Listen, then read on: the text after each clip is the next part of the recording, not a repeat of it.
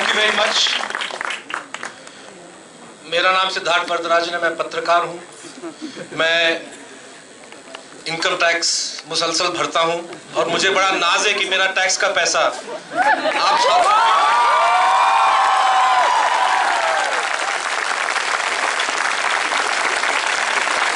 दोस्तों,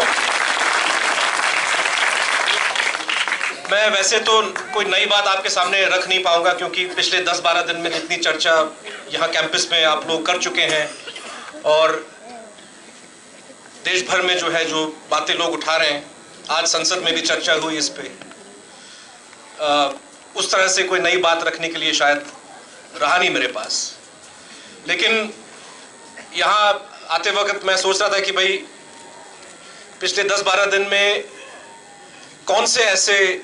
सा ऐसा इल्म हमको हासिल हुआ है जो जेएनयू के चलते यहाँ जो घटनाएं घटी, उसके बाद जिस तरह से कार्रवाई की गई, जिस तरह से सियासी माहौल बनाया गया जेएनयू और जेएनयू के छात्रों के खिलाफ, इसका निचोड़, इसका निष्कर्ष क्या है? और मुझे लगता है कि 4-5 चीजें हैं जो बहुत स्पष्ट, बहुत साफ नजर आती हैं हमको। सबसे पहले हिंदुस्तान के राजधानी के जो पुलिस चीफ हैं, उनको कानून का इल्म नहीं है। दूसरी बात, हिंदुस्तान के वजीर दाखिला जो इंटीरियर मिनिस्टर, होम मिनिस्टर हैं, इनको टेररिज्म के बारे में कोई इल्म नहीं है। हालांकि वो कहते हैं कि हम देश को आतंकवादियों से बचाएंगे, लेकिन उनको कोई नॉलेज नहीं कि टेररिज्म है क्या, इससे कैसे लड़ा जाता है। इस देश की मीडिया, जिसका एक हिस्सा मैं भी हूं और बहुत सारे हमारे साथी शायद यहाँ पे हैं, और हम चाहते हैं कि आप एक तरह से नरम-दिली का रवैया अपनाएं हमारे तरह। ये नहीं कि सारे पत्रकार, सारे सहाफ़ी खराब लोग हैं, लेकिन मीडिया का एक अच्छा खासा तबका, अगर पुलिस चीफ कानून का इल्म उनके पास नहीं है, अगर गृह मंत्री के पास लॉ एंड ऑर्डर क्या है, सिक्योरिटी क्या है, टेररिज्म का नॉलेज नहीं है, तो मुझे लगता है कि मीडिया का एक तबका ये नहीं समझता और जानता कि समाचार क्या होता है। लेकिन सबसे बड़ी बात कि इस देश के जो एजुकेशन मिनिस्टर हैं, अब इनके बारे में क्या कहा जाए? मुझे लगता है कि पिछले 10-12 दिन से जो एक तरह से एक शक और शुबा हमारे दिमाग में था कि इनको यूनिवर्सिटी क्या है, यूनिवर्सिटी में क्या होना चाहिए, यूनिवर्सिटी चीज क्या है, जगह क्या है, इसके बारे में अफसोस है कहना कि उनको इल्म नहीं है। और अगर एक मीडिया जिसको समाचार की खबर नहीं, पुलिस जिसको कानून की खबर नहीं, शिक्षा मंत्री जिसको शिक्षा और विश्वविद्यालयों के बारे में खबर नहीं, गृह मंत्री जिसको कानूनी व्यवस्था क्या है इसकी खबर नहीं, अगर ये लोग अभी आपको देशभक्ति के सबक सिखाने की कोशिश करेंगे, राष्ट्रवाद की परिभाषा आपको देने लगेंगे, तो मुझे लगता है कि इससे ज्यादा फनी बात मैं नहीं समझता क्या हो सकता है।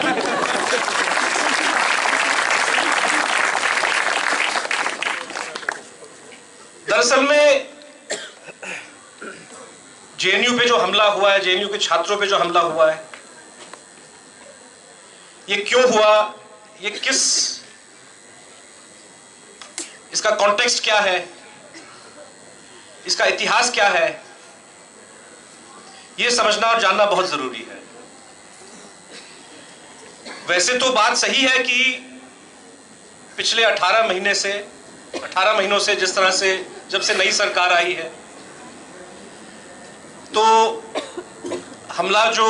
एजुकेशनल इंस्टीट्यूशंस पे पहले भी हमको नजर आता था, वो और शार्प हो गया है। अभिव्यक्ति की आजादी जो पहले भी खतरे में था वो बादल और जो है खतरनाक लग रहे हैं। लेकिन इतिहास आप मत भूलिए कि जिस कानून का दुरुपयोग बस्सी साहब कर रहे हैं आज, या राजनाथ सिंह जी कर रहे हैं, या जिस मदर इंडिया की बात स्मृति ईरानी जी कर रही हैं, वही कानून, वही मदर इंडिया पिछले सरकारों ने भी किया है। और ये इतिहास जानना और समझना बहुत जरूरी है। ये हमला जो है सिर्फ 18 महीनों से जो है तय नहीं हुआ है, ये पिछले 10 दिन की बात नहीं है।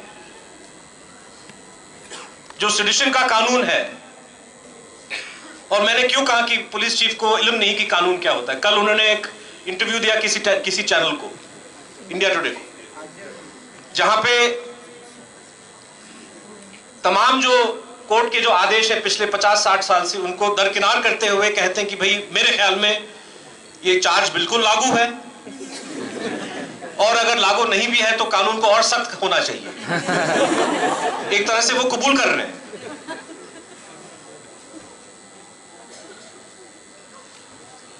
एक पांचवा चीज मैं कहना भूल गया, जिसका नॉलेज जो है बहुत साफ हमको दिखाई देता है पिछले 10-12 दिन से, कि बोलने का हक दिल्ली में और हमारे प्यारे भारत माता में, अगर आप सरकार के पक्ष में, अगर आपकी सियासत जो है इसका रंग सरकार के रंग से मिलता है तो आप कुछ भी बोल सकते हैं। और अगर आपके पॉलिटिक्स जो है सरकार से टकराते हैं, या अगर उसमें फर्क है या सरकार को अच्छा नहीं लगता,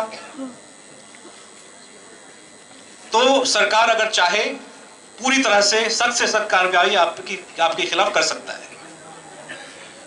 लॉ एनफोर्समेंट, अगर आप सरकार के पक्ष में आवाज उठाते हैं, सरकार के पक्ष में तोड़फोड़ करते हैं,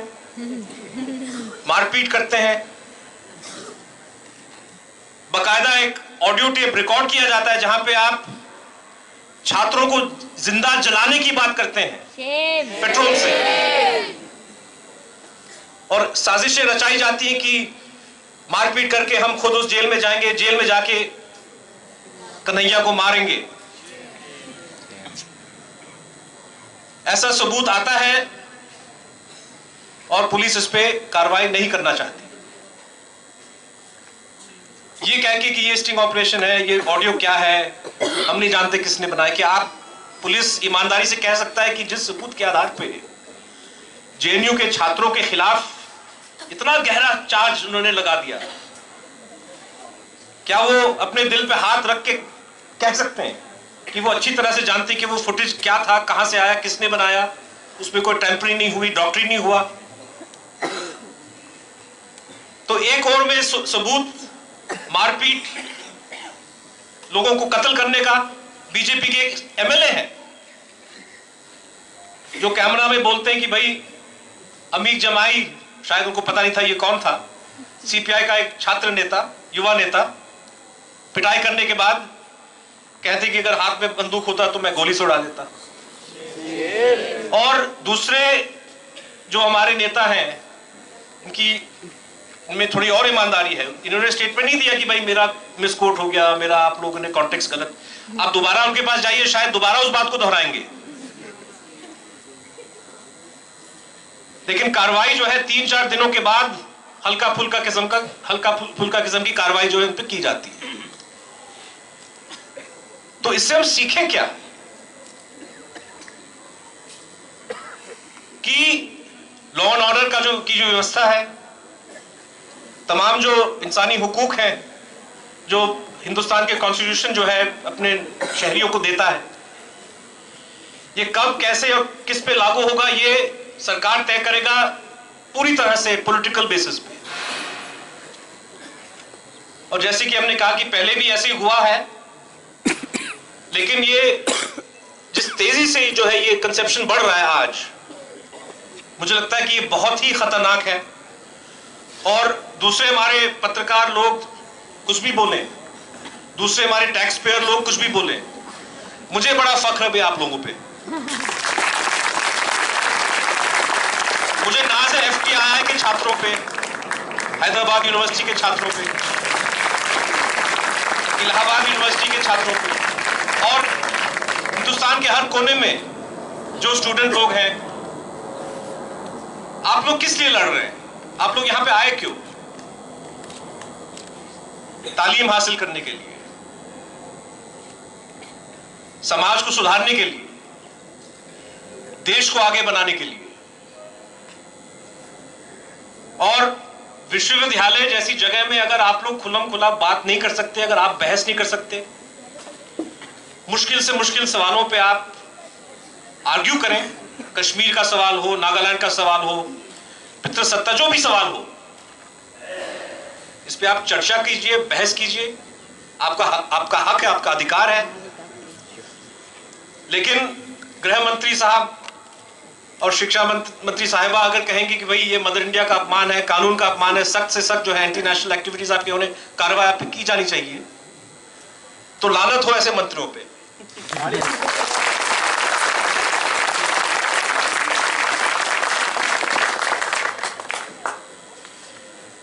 आज एक तरह से जिस तरह JNU को मिसाल बनाने की कोशिश की जा रही है,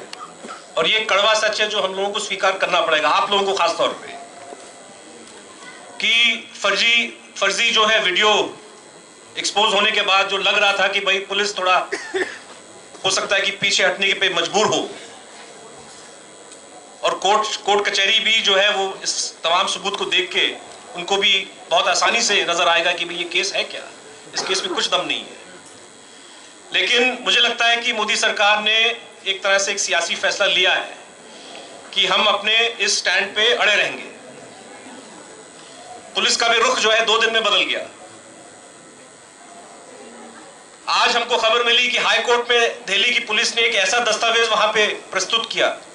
जहां पे कहा जा रहा है कि JNU में जो कार्यक्रम आयोजित किया गया 9 फरवरी को, उसमें कोई अंतरराष्ट्रीय साजिश नजर आ रहा है। जो 4, 5, 10, 12, 100, 200 पोस्टर आप लोगों ने या तो हाथ से बनाए हुए छापे हो, उसका पैसा कहां से आया?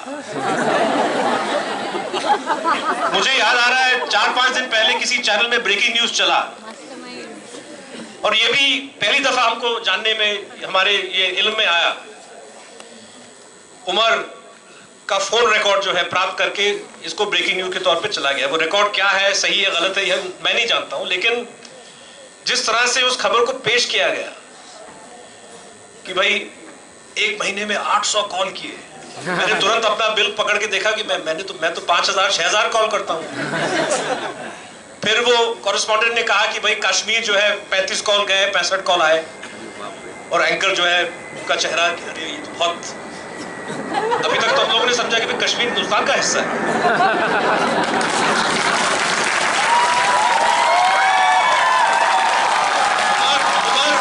उमर अगर कश्मीर से बात करें भी तो एक भारतीय एक दूसरे भारतीय से बात नहीं कर सकता। और फिर आप इन पे जो है गद्दारी का इल्जाम लगाते हैं। उसी पत्रकार ने कहा कि न सिर्फ ये कि कश्मीर को कॉल किया, 800 फोन किए, एंकर साहिबा से कहता है कि भाई आपको पता है कि दिल्ली से बाहर बहुत सारे इंडिया के अंदर शहरों पे भी फोन किया उसने। तो ये ऐसा सबूत अगर पुलिस तैयार कर रहा है, अगर 10 दिन के बाद गिरफ्तार करने के बाद अगर वो चैनल के दरवाजों को खटखटा रहा है कि भाई फुटेज दो, कुछ सबूत दो हमको, तो आप लोग अच्छी तरह से समझ सकते हैं कि पूरी तरह से फर्जी केस है, इसमें कोई दम नहीं है। पुलिस को भी अच्छी तरह मालूम है। शुरुआत में मैंने कहा कि भाई बस्सी साहब को कानून का इल्म नहीं है, दरअसल में वो पूरा सत्य नहीं है, वो भी अच्छी तरह समझते हैं, क्योंकि सेडिशन चार्ज लगाने का मकसद ये नहीं है कि भाई आखिर में वो कन्विक्ट हो जाए। बस्सी साहब भी जानते हैं कि कोई भी समझदार जो है जज इस बात को कभी नहीं मानेगा कि मान लो कि अगर कन्हैया पे आपको सबूत मिल गया कि कोई ना कोई स्लोगन उन्होंने लगाया। 60 साल का जूरिस्प्रूडेंस है हमारे सामने की स्लोगन लगाने से कोई कानून जो है आप नहीं तोड़ते, और किसी भी जनतांत्रिक मुल्क में ऐसा कानून कैसे हो सकता है। लेकिन हम उस दिशा में बहुत तेजी से जा रहे हैं जहां पे घरों के अंदर जो आमिर खान की बात अपनी पत्नी से होती है और जब उसका खुलासा वो एक कॉन्फ्रेंस में करते हैं तो ऐसे भारी भरकम इल्जाम एक ऐसे अभिनेता पे लगता है। आप खुद समझ सकते हैं कि कोई छोटा मोटा आदमी अगर ऐसी बात करे तो कैसे उस पर टूट पड़ेंगे। तो घर के अंदर आप कैंपस पे आप बात नहीं कर सकते, आप स्लोगन नहीं लगा सकते, घर में आप बात नहीं कर सकते, घर में आप जो खाना चाहते हैं वो भी आप नहीं खा सकते। हाल ही में लखनऊ में था 10 दिन पहले, वहां पे किसी संगठन ने मुझे बुलाया वहां पे भाषण देने के लिए, और कुछ हमारे पुराने मित्र मिले, उनमें से कुछ हमारे मुसलमान मित्र भी थे। और मुझे इतना दुख हुआ एक दोस्त के बात को सुन के कि भाई मध्य प्रदेश में जो रेलगाड़ी में एक मुस्लिम दंपत्ति को रोक के पीटा गया कि भाई आपके खाने के बस्ते में क्या है। मेरे दोस्त ने कहा कि भाई हमारे परिवार में भी अब जब हम रेलगाड़ी में सफर करते हैं तो हमने कबाब लेना बंद कर दिया है। कहर का माहौल मेरे दोस्त लोग आप अच्छी तरह से जानते हैं कि यहाँ पे जेएनयू में तो अब छा गया, लेकिन हिंदुस्तान के हर कोने में जिस तरह से सरकार का रवैया है, जिस तरह से खुला छूट जो है गुंडाओं को दिया गया है, एक डर का माहौल पैदा किया गया है। और कन्हैया पे, उमर पे, अनिर्बान पे जो केस थोपा गया है ये भी लोगों को डराने धमकाने का काम है। संदेश क्या जाएगा देश भर में कि अगर जेएनयू के छात्रों ने इस हमले को सह लिया, एक्सेप्ट कर लिया, तो यूं समझ लीजिए कि हिंदुस्तान के हर कोने में कोई भी विश्वविद्यालय, कोई भी छात्र जो है महफूज नहीं होगा। हर किस्म के हमले जायज होंगे, उनकी सोच पे, उनकी बातों पे,